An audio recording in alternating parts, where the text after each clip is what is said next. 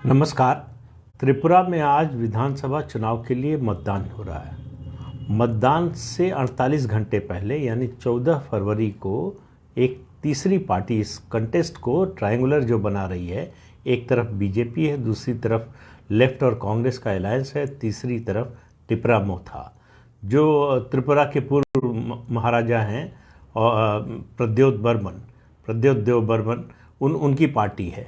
माना जा रहा था कि उस पार्टी का माना क्या जा रहा था भी स्थानीय निकाय के चुनाव में पता भी चला कि उनकी पार्टी का बहुत ज़्यादा प्रभाव है जो ट्राइबल इलाके हैं। 60 सीटें हैं कुल त्रिपुरा विधानसभा की, उनमें से 20 सीटों पर ट्राइबल वोट जो हैं वो निर्णायक हैं, वो तय करते हैं कौन जीतेगा कौन हारेगा। तो ये उम्मीद थी सीपीएम और कांग्रेस को कि बीजेपी के जो ट्राइबल वोट हैं वो काटेंगे। उसके अलावा उससे पहले वो बीजेपी के साथ जो आईपीएफटी है, जो स्थानीय पार्टी है, उससे काफ़ी लोग छोड़कर टिपरा मोथा में शामिल हुए, इसलिए आईपीएफटी कमज़ोर हुई। पिछली बार बीजेपी ने उसको 12 सीटें दी थी, इस बार सिर्फ जो है 4 सीटें दी हैं। 5वीं सीट पर शायद जो है वो फ्रेंडली फाइट हो रही है। तो ऐसे में उम्मीद थी कि ये ट्रायंगुलर कंटेस्ट में बीजेपी के लिए मुश्किल होगी। उसका ट्राइबल वोट दो तरफ से कटेगा, एक तरफ लेफ्ट और कांग्रेस का जो है सीपीएम और कांग्रेस का गठबंधन काटेगा और इधर जो है टिपरा मोथा काटेगा।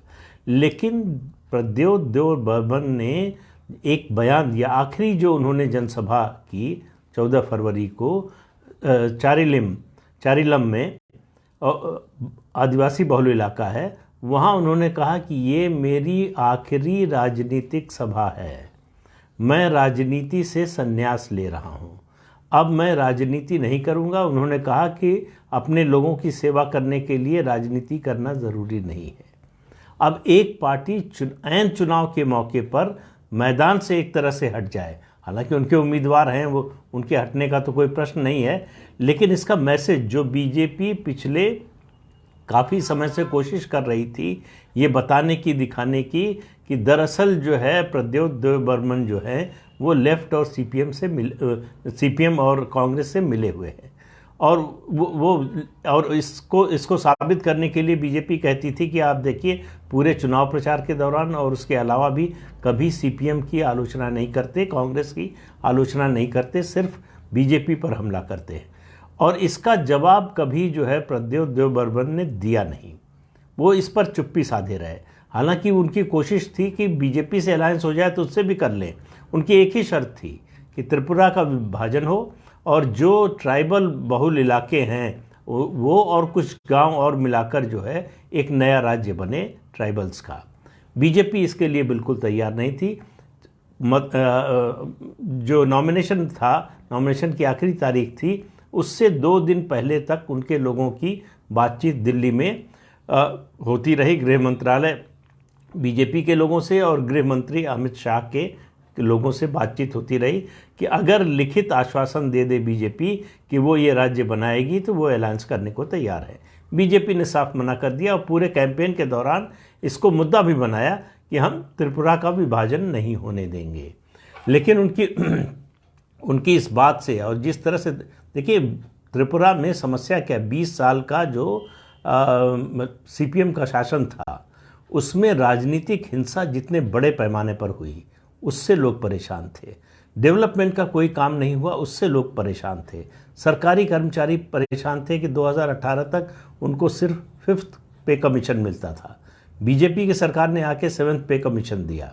उसके अलावा डेवलपमेंट के काम जो हुए, केंद्रीय योजनाओं की जो लाभ उनको मिलना शुरू हुआ है, उस सब ने माहौल बदला है। लेकिन 5 साल की एंटी इनकम्बेंसी भी है बीजेपी के साथ।